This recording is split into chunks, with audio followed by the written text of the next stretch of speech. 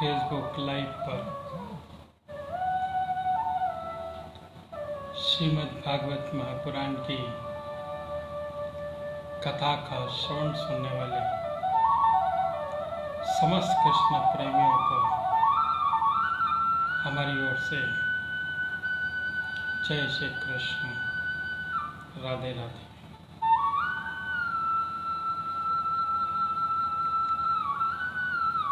आप सभी कृष्ण प्रेमियों से एक खास निवेदन कि कमेंट्स बॉक्स पर आप राधे राधे जय श्री कृष्ण जरूर करें। 4 बजने पर मंगलाचरण, गुरुचरण और उसके बाद एक प्यारा सा भजन कीर्तन भगवान श्री राधा कृष्ण के लिए, फिर एक सुंदर पाठ भगवान द्वारकाधीश के लिए, क्योंकि जो भी बातें भगवान श्री कृष्ण की चल रही हैं वो द्वारकाधीश की ओर चल रही हैं। भगवान द्वारकाधीश में पहुंच चुके हैं, ऐसी बात हम कर रहे हैं।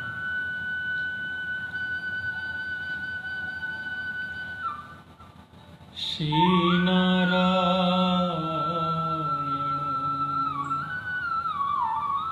श्री नारायण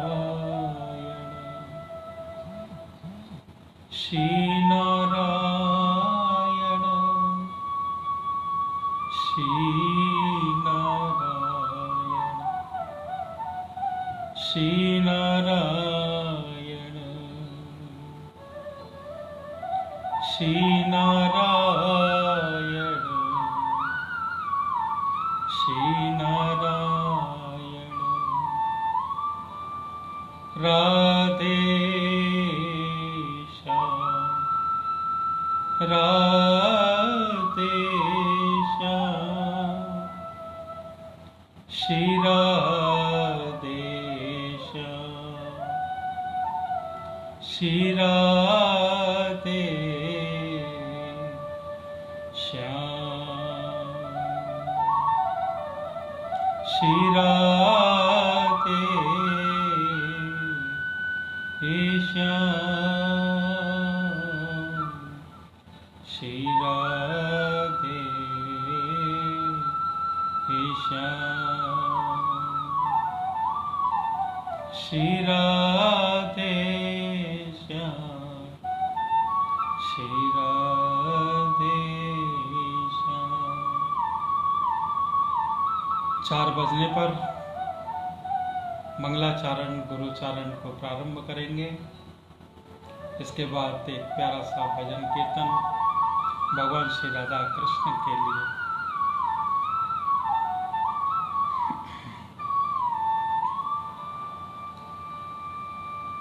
कल बहुत अफसोस हुआ कि हमारा पाठ जो है लगातार नहीं हो पाया। कुछ विशेष तकनीकी हो गई थी, इसकी वजह से हम लगातार कर नहीं पाए। दोबारा भी कर रहे थे तो भी हम कर नहीं पाए। इसके लिए हम क्षमा चाहते हैं। श्री नारायण श्री नारायण श्री नारायण श्री नारायण श्री नारायण श्री नारायण श्री नारायण श्री नारायण। गोविंद जय जय गोपाल जय जय राधा रमण ही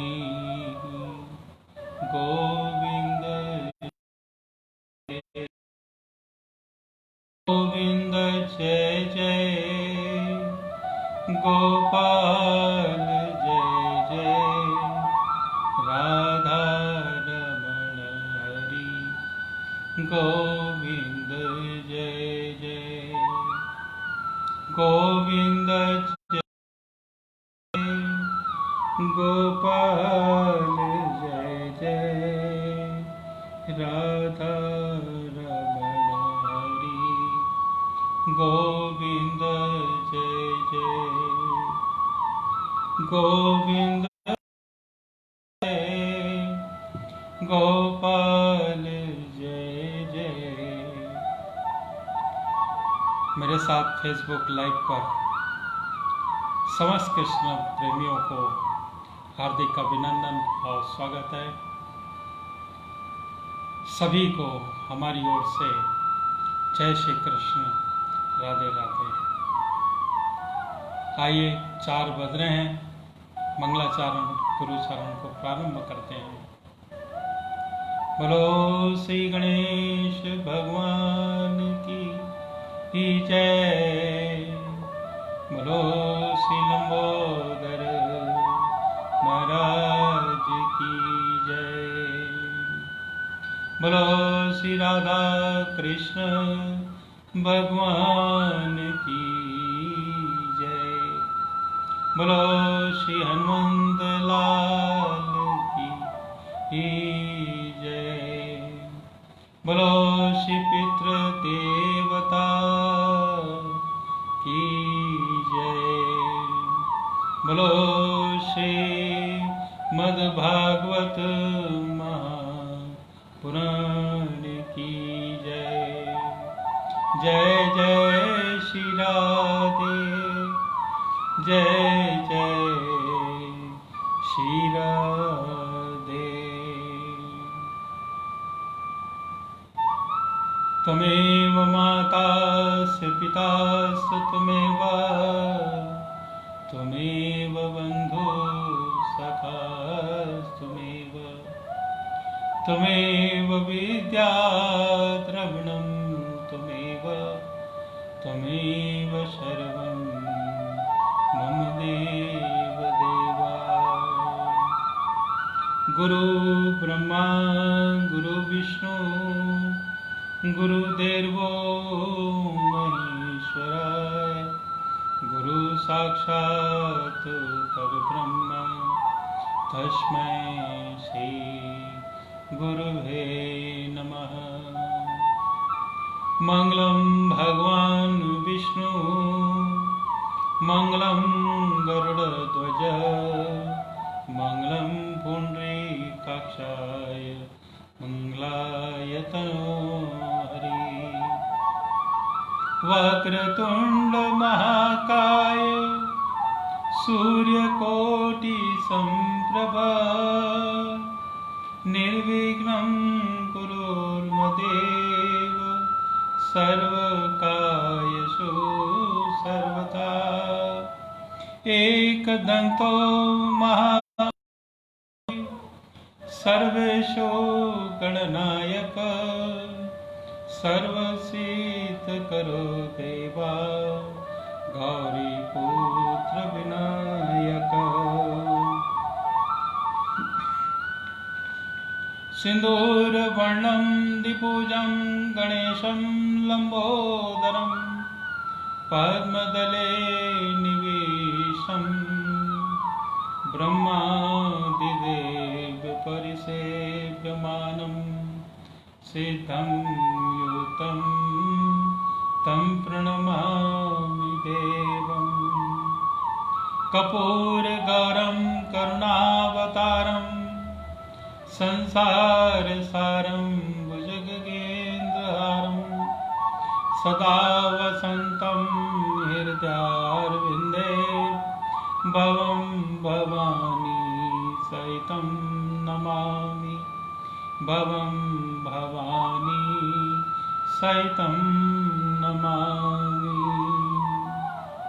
ॐ शान्ताकारं भुजगशयनं पद्मनाभं सुरेशं, विश्वाधारं गगनसदृशं मेघवर्णं सुभाग्यं लक्ष्मीकान्तं कमलनयनं योगनविरधानगङ्गं वन्दे विष्णुं भवहरं सर्वलोकैकनाथं।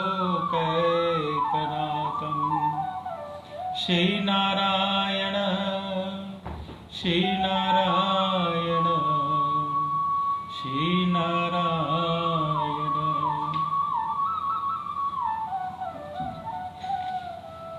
बोलो श्री राधा कृष्ण भगवान की जय। आइए एक प्यारा सा भजन कीर्तन हो जाए।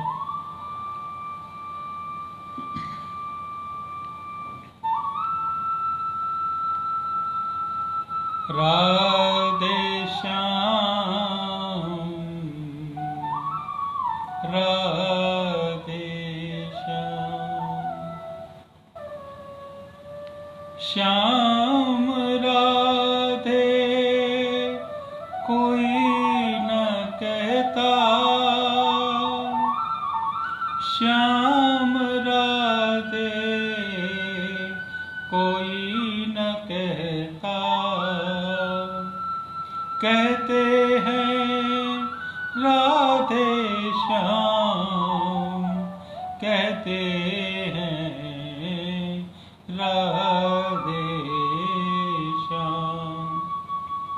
जन्म जन्म भाग्य जगा दे, जन्म जन्म भाग्य जगा दे।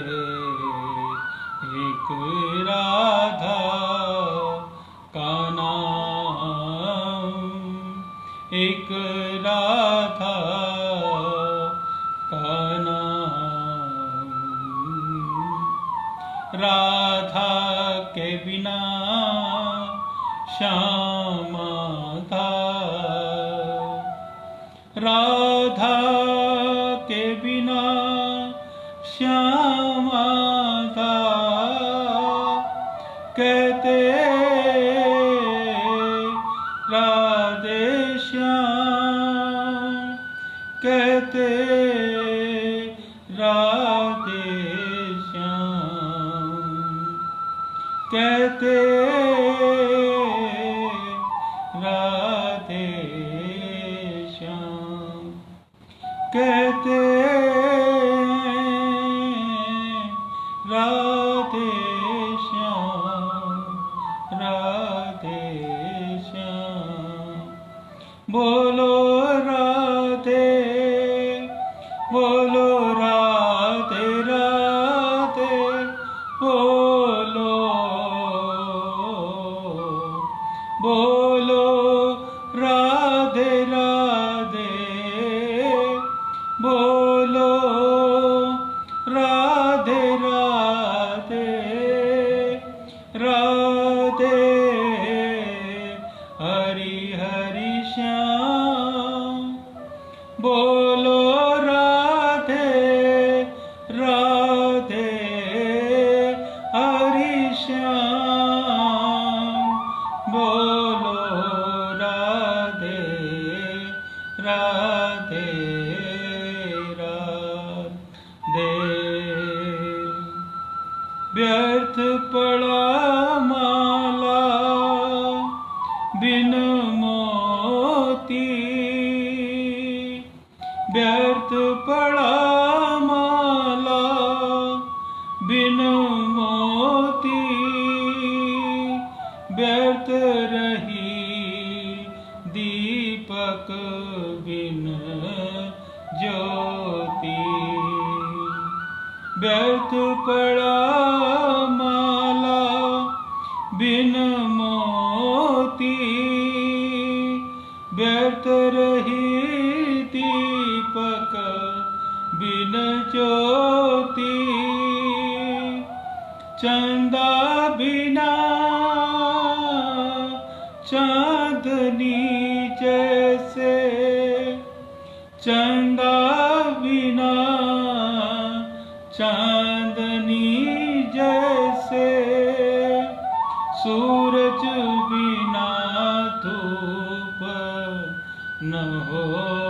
मूर्ति राधा बिना राधा ने कहा है पूरा नगर नट नाम का पूरा नट नागर का नाम बोलो राधे बोलो राधे राधे बोलो राधे राधे बोलो राधे राधे बोलो राधे राधे श्री राधे हरि हरि श्याम श्री राधे हरि हरि श्याम श्री राधे राधे साथ हैं जैसे जल की धारा साथ हैं जैसे नदी का किनारा साथ हैं जैसे जल की धारा साथ हैं जैसे नदी का किनारा साथ है जैसे नील गगन के सूरज चंदा तारा तारा सूरज चंदा तारा तारा वैसे इनका बिना अधूरा मन वृंदावन हर गली धाम वृंदावन गली हर धाम बोलो राधे राधे बोलो राधे राधे बोलो श्री राधे राधे श्री राधे राधे राधे कहते हैं श्याम राधे कोई न कहता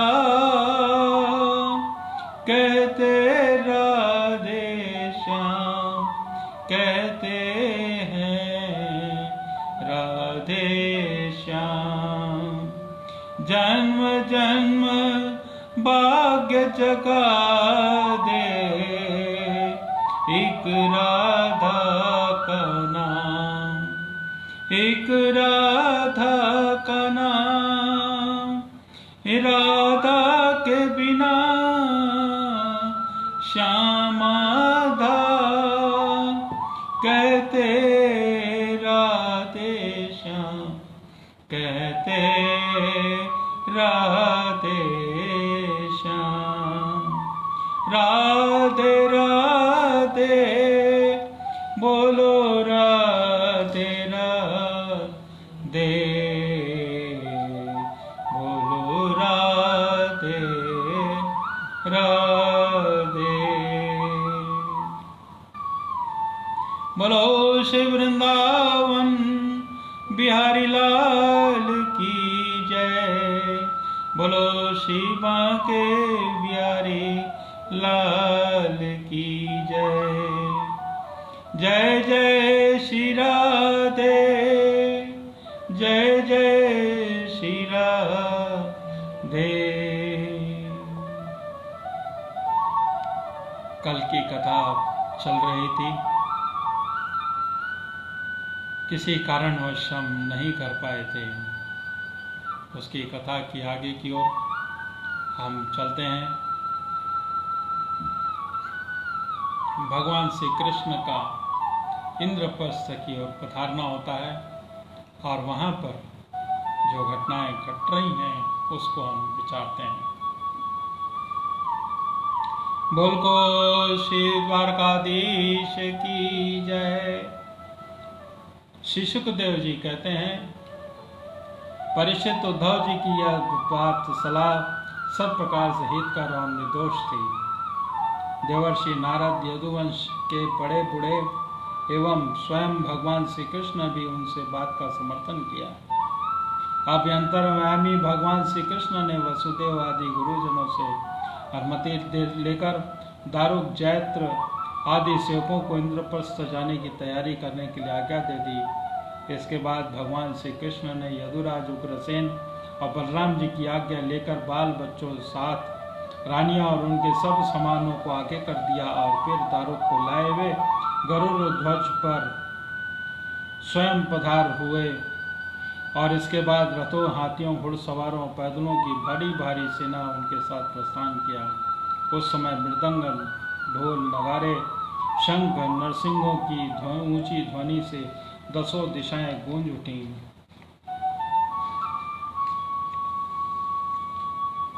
सदी शिरोमणि रुक्मणी जी आदि सहस्रों कृष्ण पत्नियां अपनी संतानों के साथ सुंदर सुंदर वस्त्राभूषण, चंदन, अंगराज और पुष्पों के हार आदि से सज धज कर ढोलियां, रथों और सोनों से बनी हुई पालकियों में चढ़कर अपने पतिदेव भगवान श्री कृष्ण के पीछे पीछे चली।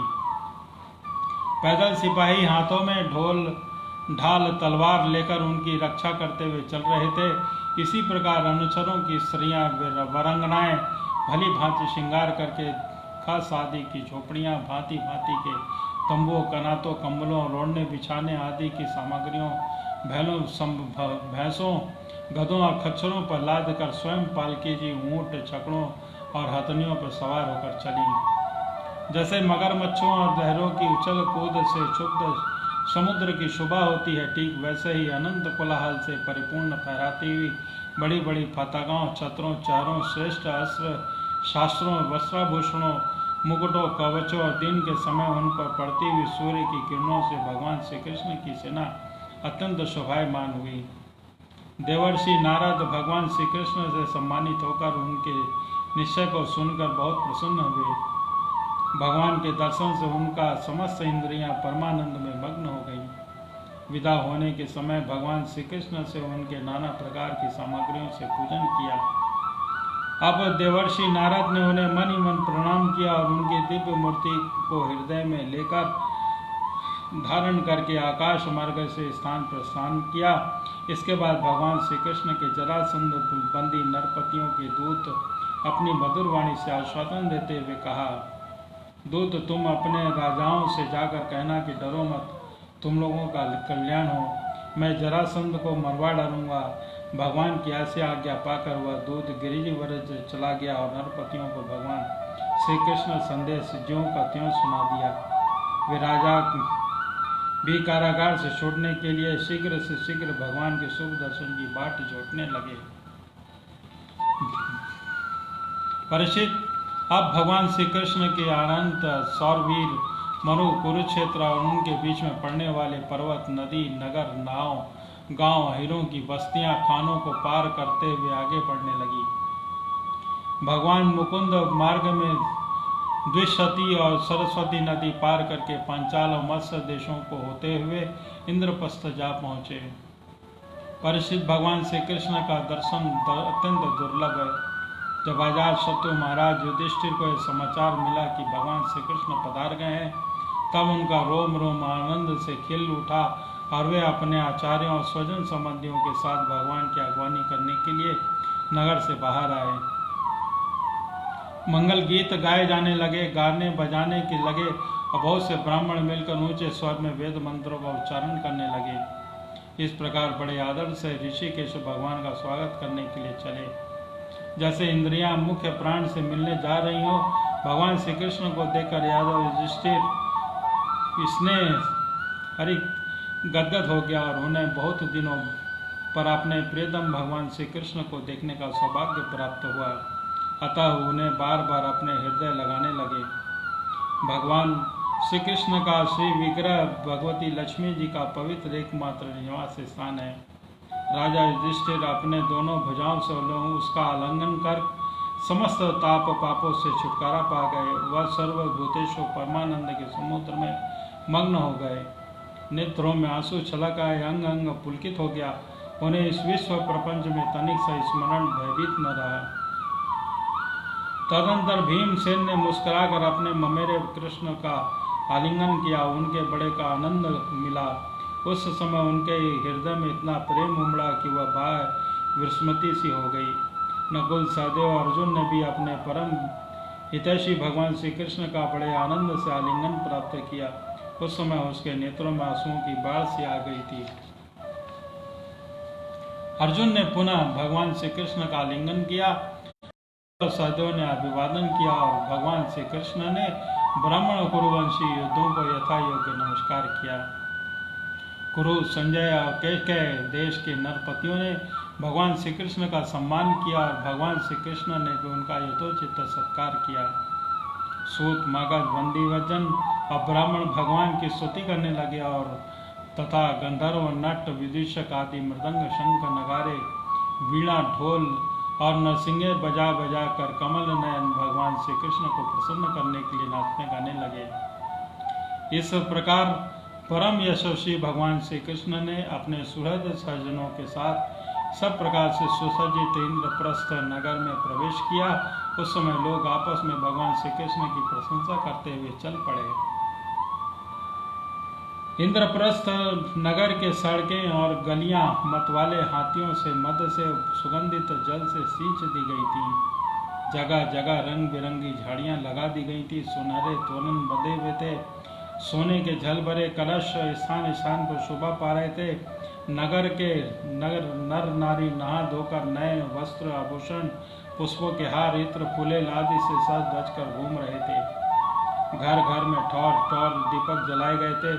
उनमें दीपावली सी छटा हो रही थी। प्रत्येक घर में झरोकों से धूप का धुआं निकलता हुआ बहुत ही भला मालूम होता था। सभी घरों के ऊपर पताकाएं पता रही थीं। सोने के कलश और चांदी के शिखर डगमगा रहे थे।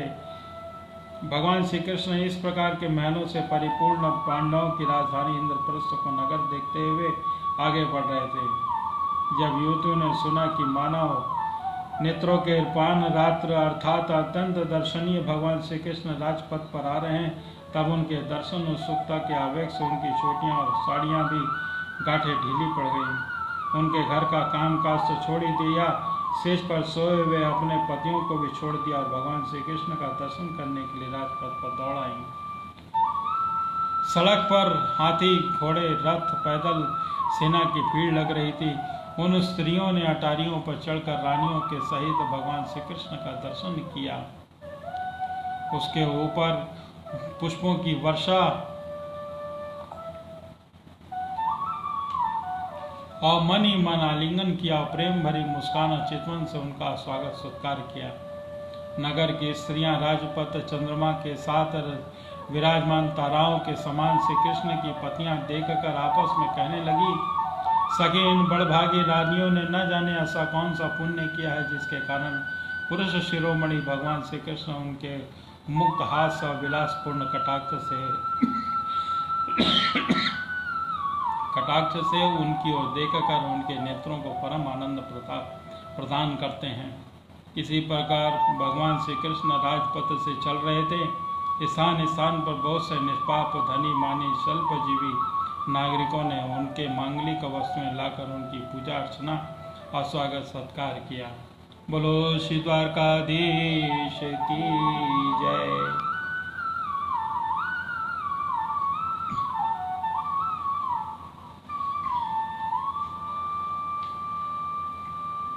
अंतरपुर में स्त्रियां भगवान श्री कृष्ण को देखकर प्रेम और आनंद से भर गईं। उन्होंने अपने प्रेम विहिल और आनंद से खिले नेत्रों के द्वारा भगवान का स्वागत सत्कार किया और श्री कृष्ण स्वागत सत्कार स्वीकार करते हुए राजमहल में पधारे। जब कुंती ने अपने त्रिभुवनपति भतीजे श्री कृष्ण को देखा तब उनका हृदय प्रेम से भर आया। वे पलंग से उठकर अपनी पुत्र वधू द्रौपदी के साथ आगे गई और भगवान श्री कृष्ण को हृदय लगा लिया और देवेश्वर भगवान श्री कृष्ण को राजमहल के अंदर लाकर युधिष्ठिर आदर भाव और आनंद के उद्वेग से आत्मविमित हो गए और उन्हें इस बात की सुधि न रही कि किस क्रम से भगवान की पूजा अर्चना करनी चाहिए। भगवान श्री कृष्ण ने अपने बुआ कुंती और गुरुजनों की पत्नियों का अभिवादन किया और उनकी बहन सुभद्रा और पत्नी ने भगवान को नमस्कार किया। अपनी सास कुंती की प्रेरणा से द्रौपदी ने वस्त्र आभूषण माला और आदि के द्वारा रुक्मणी सत्यभामा भद्रा जामवंती कालिंदी मित्रवंदा लक्ष्मणा और परम साध्वी सत्या भगवान श्री कृष्ण की पट रानियों का तथा वहाँ आई हुई श्री कृष्ण की अन्य रानियों का भी यथायोग्य स्नान सत्कार किया। धर्मराज युधिष्ठिर ने भगवान श्री कृष्ण की सेना सेवक मंत्री और पत्नियों के साथ ऐसी स्थान में ठहराया जहाँ उन्हें नित्य नई नई सुख की सामग्रियाँ प्राप्त हों। अर्जुन के साथ रहकर भगवान श्री कृष्ण ने खांडा वन का दाह करवा कर अग्नि को तृप्त किया और मायासुर को उससे बचाया था। परीक्षित उस मायासुर ने ही धर्मराज युधिष्ठिर के लिए भगवान की आज्ञा एक दिव्य सभा तैयार कर दी। भगवान श्री कृष्ण यादव युधिष्ठिर को आनंदित करने के लिए कई महीनों तक इंद्रप्रस्थ में ही रहे। वे समय समय पर अर्जुन के साथ रथ पर सवार होकर विहार करने के लिए उधर उधर चले जाया करते थे। उस समय बड़े बड़े वीर सैनिक भी उनकी सेवा के लिए साथ साथ आते जाते थे। बोलो श्री द्वारकाधीश की जय।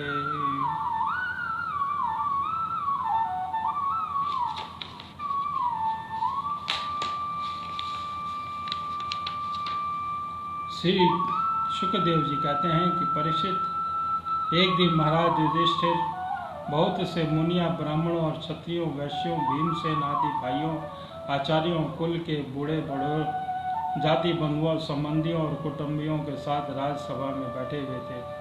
उनके सामने ही भगवान श्री कृष्ण को संबोधित करते हुए यह बात कही। धर्मराज युधिष्ठिर ने कहा कि गोविंद, मैं सर्वश्रेष्ठ राजसूय यज्ञ में के द्वारा आपके और आपके परम पावन विभूति स्वरूप देवताओं का जन्म करना चाहता हूँ। प्रभु, आप कृपा करके मेरा यह संकल्प पूरा कीजिए। कमलनाथ, आपके चरण कमलों की पादुकाएं समस्त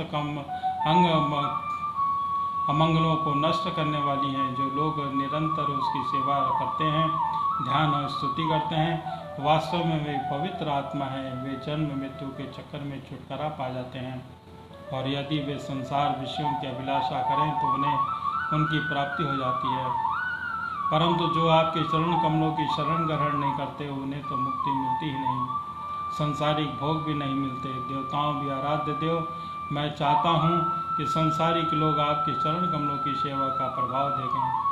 प्रभु, कुरुवंश, संजय वंशी और नरपतियों में जो लोग आपका भजन करते हैं, जो नहीं करते, वे आपका जनता को दिखला दीजिए।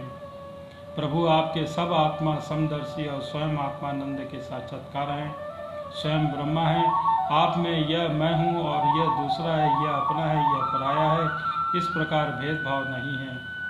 फिर भी जो आपकी सेवा करते हैं उन्हें भगवान भावना के अनुसार फल मिलता ही है।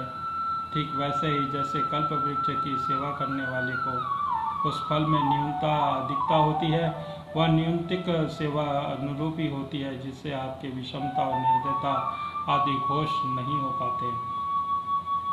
भगवान श्री कृष्ण ने कहा कि शत्रु विजयी धर्मराज, आपका निश्चय बहुत ही उत्तम है। बहुत राजसूय यज्ञ करने से समस्त लोगों के आपकी मंगलमय कीर्ति का विस्तार होगा। राजन, आपका यह महायज्ञ ऋषियों, पितरों, देवताओं, सगे संबंधियों और हमें कहाँ तक कहें समस्त प्राणियों का विशिष्ट है। महाराज, पृथ्वी के समस्त नरपतियों को जीतकर सारे पृथ्वी को आपने वश में करके यथोचित संपूर्ण सामग्री एकत्रित करके फिर इस महायज्ञ का अनुष्ठान कीजिए। महाराज, आपके चारों भाई वायु, इंद्र आदि लोकपालों के अंश से पैदा हुए हैं वे सब के सब बड़े वीर हैं। आप तो परम मनस्वी और संयमी हैं। आप लोगों ने ही अपने सद्गुणों से मुझे अपने वश में कर लिया है। जिन लोगों ने अपनी इंद्रियों मन में वश में नहीं किया है, वे मुझे वश में नहीं कर सकते। संसार में कोई बड़े से बड़ा देवता भी तेज मनुष्य, तेज, यश, लक्ष्मी, सौंदर्य, ऐश्वर्य आदि के द्वारा मेरे भक्त का तिरस्कार नहीं कर सकता। फिर भी कोई राजा उसका तिरस्कार कर दे, यह तो संभावना ही क्या है। श्री शुकदेव जी कहते हैं कि परीक्षित भगवान की बात सुनकर महाराज युधिष्ठिर के द्वारा आनंद से भर गया और उनका मुख कमल प्रफुल्लित हो गया। अब उन्होंने अपने भाइयों को दिग्विजय करने का आदेश दिया। भगवान श्री कृष्ण ने पांडवों में अपनी शक्ति का संचार करके उनको अत्यंत प्रभावशाली बना दिया। धर्मराज युधिष्ठिर ने ये संजय वंशी वीरों के साथ सहदेव को दक्षिण दिशा में दिग्विजय करने के लिए भेजा। नकुल को मत्स्य देशीय वीरों के साथ पश्चिम, अर्जुन को कैकेय देश वीरों के साथ उत्तर और भीमसेन को मध्य देशीय वीरों के साथ पूर्व दिशा में दिग्विजय करने का आदेश दिया। परीक्षित उस भीमसेन आदि वीरों ने अपने बल पौरुष के सब ओर से नरपतियों को जीत लिया और यज्ञ करने के लिए उद्धत महाराज युधिष्ठिर को बहुत सा धन ला कर दिया। तब महाराज युधिष्ठिर ने यह सुना कि अब तक जरासंध पर विजय प्राप्त नहीं की जा सकी है। अब वे चिंता में पड़ गए। उस समय भगवान श्री कृष्ण ने उन्हें वही उपाय कह सुनाया जो उद्धव जी ने बताया था। परीक्षित इसके बाद भीमसेन, अर्जुन और भगवान श्री कृष्ण ने तीनों का ही ब्राह्मण का वेश धारण करके गिरिव्रज गए। वही जरासंध की राजधानी थी। राजा जरासंध ब्राह्मणों का भक्त और ग्रहोचित धर्मों का पालन करने वाला था। उपयुक्त तीनों क्षत्रिय ब्राह्मण का वेश धारण करके अतिथि अभ्यागतों के सत्कार के समय जरासंध के पास गया और उनको इस प्रकार याचना करी। राजन, आपका कल्याण हो। हम तीनों आपके अतिथि हैं, बहुत दूर से आ रहे हैं। अवश्य हम यहाँ किसी विशेष प्रयोजन से आए हैं, इसलिए हम आपसे जो कुछ चाहते हैं वो आप हमें अवश्य दीजिए। तिक्षु पुरुष क्या नहीं कह सकते, दुष्ट पुरुष बुरे से बुरा नहीं कर सकते, उदार पुरुष क्या नहीं दे सकते। समदर्शी के लिए पराया कौन है। जो पुरुष स्वयं समर्थ होकर भी इस नाशवान शरीर से ऐसे अविनाशी यश का संग्रह नहीं करता जिसका बड़े बड़े सत्पुरुष भी गान करें। सच पूछिए, जो जितनी निंदा की जाए थोड़ी है और उसका जीवन शोक करने योग्य है। राजन, आप ही जानते होंगे कि राजा हरिश्चंद्र रंतिदेव केवल अन्न के दाने बीन बूंद चुनकर निर्वाह करने वाले महात्मा मुग्धल, शबीश, बलि, व्याधि, कपोत आदि बहुत से व्याधि अतिथि को अपना समर्थ देकर इस नाशवान शरीर के द्वारा अविनाशी पद की प्राप्ति कर हो चुके हैं। इसलिए आपको हम लोगों को निराश मत कीजिए। बोलो श्री द्वारकाधीश की जय। श्री सुखदेव जी कहते हैं कि परीक्षित जरासंध ने उन लोगों की आवाज़, सकल सूरत और कलाइयों पर पड़े हुए धनुष की पतंछा से, रगड़ों से चिन्हों को देखकर पहचान लिया कि ये तो ब्राह्मण नहीं, क्षत्रिय हैं। अब वह सोचने लगा कि मैंने कहीं न कहीं इन्हें देखा भी अवश्य है। फिर उसके मन ही मन यह विचार आया कि ये क्षत्रिय होने पर मेरे भय के से ब्राह्मण का वेश बनाकर आए हैं। जब वे भिक्षा मांगने के लिए उतारू हो गए हैं, तब चाहे जो कुछ मांग ले मैंने दूंगा।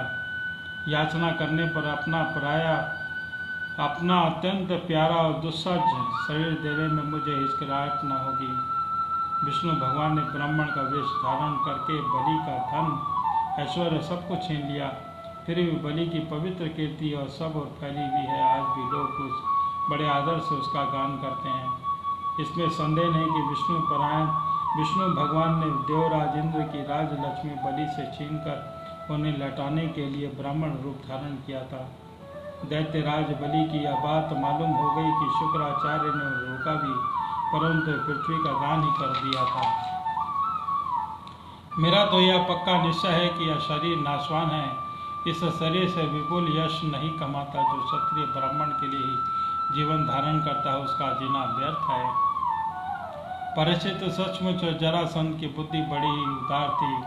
उपयुक्त विचार करके उसने ब्राह्मण वेशधारी श्री कृष्ण, अर्जुन और भीमसेन से कहा कि ब्राह्मणों, आप लोग मन चाहे वस्तु मांग लें, आप चाहे जो, मैं आप लोगों को अपना सिर भी दे सकता हूँ। भगवान श्री कृष्ण ने कहा कि राजन, हम लोग अन्न के इच्छुक ब्राह्मण नहीं हैं, क्षत्रिय हैं। हम आपके पास युद्ध के लिए आए हैं। यदि आपकी इच्छा हो तो हमें द्वंद्व युद्ध की भिक्षा दे दीजिए। देखो, ये पांडव पुत्र भीमसेन है और इसका भाई अर्जुन है, और मैं इन दोनों का, मैं मेरा भाई और इनका आपका पुराना शत्रु श्री कृष्ण हूँ। जब भगवान श्री कृष्ण ने इस प्रकार अपना परिचय दिया, तब राजा जरासंध ठठाकर हंसने लगा और चिढ़कर बोला कि अरे मूर्खो, यदि तुम्हें युद्ध की इच्छा है तो तुम हमें मेरी प्रार्थना स्वीकार करता हूँ, परंतु तुम लोग जो बड़े डरपोक हो, तो यहाँ तक कि मेरे डर से तुमने अपने नगरी मथुरा को छोड़ दिया और समुद्र में ग्रहण कर ली है, इसलिए मैं तुम्हारे साथ नहीं लड़ूंगा। यह अर्जुन भी कोई योद्धा नहीं है, एक तो अवस्था में मुझसे छोटा और दूसरे विशेष बलवान भी नहीं है, इसलिए मेरे जोड़ का वीर नहीं है, मैं इसके साथ भी नहीं लड़ूंगा। रहे भीमसेन, ये अवश्य मेरे समान बलवान और मेरे जोड़ के हैं। जरासंध ने यह कहकर भीम को एक बड़ी गदा दे दी और दूसरी गदा लेकर नगर से बाहर निकल आया। दोनों रणोमत्त अखाड़े में आकर एक दूसरे से भिड़ गए और अपने वज्र के समान कठोर गदाओं से एक दूसरे को चोट करने लगे। वे दाएं बाएं तरह तरह के पैंतरे बदलते रहते, वे शोभायमान हो रहे थे, मानो दो श्रेष्ठ नट रंगमंच पर युद्ध का अभिनय कर रहे हों। जब एक की से टकराती हुई, तब ऐसा मालूम होता कि मानो युद्ध करने वाले दो हाथियों के दांत आपस में भिड़कर चटरा रहे हों और बड़ी जोर से बिजली तड़क रही हो। जब दो हाथी क्रोध में भर कर लड़ने लगते और आग की डालियां तोड़कर एक दूसरे पर प्रहार करते हुए, उस समय दूसरी चोट की डालियां चूर चूर हो जाती। वैसे ही जब जरासंध और भीमसेन बड़े वेग से गदा चलाकर एक दूसरे कंधों, कमरों, पैरों, हाथों, जांघों, हथेलियों पर चोट करने लगे, तब उनकी गदाएं अंगों से टकरा कर चकनाचूर होने लगी। इस प्रकार जब गदाएं चूर चूर हो गई, तब दोनों वीर क्रोध में भरकर अपने घोंसों से एक दूसरे को कुचल डालने की चेष्टा करने लगे। उनके घोंसे ऐसे चोट करते मानो लोहे का गन गिन रहा हो, दूसरे पर खुलकर चोट करते हुए दो हाथियों की तरह उनके थप्पड़ों घोंसों का कठोर शब्द बिजली की कड़कड़ाहट के समान जान पड़ता था। परिचित जरासंध और भीमसेन दोनों की गदा युद्ध में कुशलता, बल और उत्साह समान थे। दोनों की शक्ति तनिक भी क्षीण नहीं हो रही थी। इस प्रकार लगातार प्रहार करते रहने से दोनों के मन में ही किसी भी जीत या हार न हुई। दोनों वीर रात के समय मित्र के समान रहते और दिन में छूटकर एक दूसरे पर प्रहार करते हुए लड़ते। महाराज, इस प्रकार लड़ते लड़ते 27 दिन बीत गए। प्रिय परीक्षित, 28वें दिन भीमसेन ने अपने ममेरे कृष्ण भाई से कहा, श्री कृष्ण, मैं युद्ध में जरासंध को जीत नहीं सकता। भगवान श्री कृष्ण जरासंध के जन्म मृत्यु का रहस्य जानते थे और यह भी जानते थे कि राज लक्ष्मी ने जरासंध के शरीर के 2 टुकड़े को जोड़कर इसे जीवन दान दिया है। इसलिए उन्होंने भीमसेन के शरीर में अपनी शक्ति का संचार किया, जरासंध के उपाय को सोचा। भगवान का ज्ञान अबाध है, तब उन्होंने उसकी मृत्यु का उपाय जानकर एक वृक्ष डाली को बीचों बीच चीर दिया और इशारे से बीच में ही भीमसेन को दिखाया। वीर शिरोमणि परम शक्तिशाली भीमसेन ने भगवान श्री कृष्ण का अभिप्राय समझ लिया और जरासंध के पैर पकड़ को उसे धरती पर दे मारा। फिर उसे एक पैर को अपने पैर के नीचे दबाया और दूसरे को अपने हाथों से पकड़ लिया और इसके बाद भीमसेन ने उसे गुदा की ओर से इस प्रकार चीर डाला जैसे गजराज वृक्ष की डाली चीर डाले।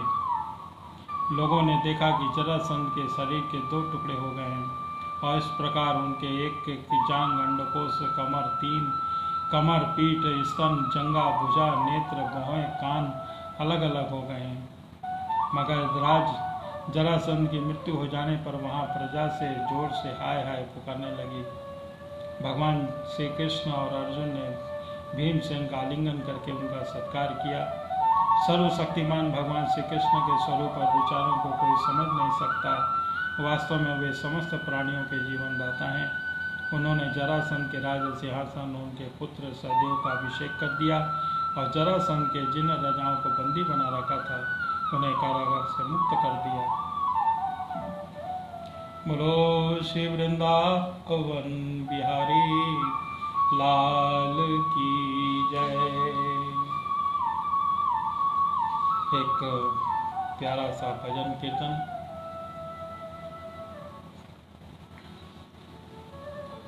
श्याम सुंदर सलोने हो तुम, श्याम सुंदर सलोने हो तुम, ओढ़ पील पीतांबर हो तुम, गोविंद गोपाल कृष्णा हो तुम, गोविंद गोपाल कृष्णा हो तुम, श्याम सुंदर सलोने हो तुम,